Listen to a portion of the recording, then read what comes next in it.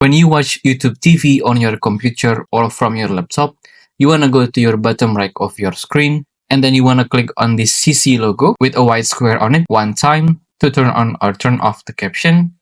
And then if you watch YouTube TV from a TV, you need to be clicking down on your remote TV once or twice while watching a video or a program until this option appears.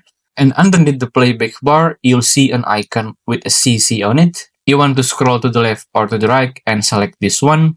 From here, you can select on one of the option and then turn on or turn off the CC or the subtitles option by clicking on one of them. But keep in mind that for now, there is no settings that can make closed caption or subtitle automatically turning off or turning on permanently.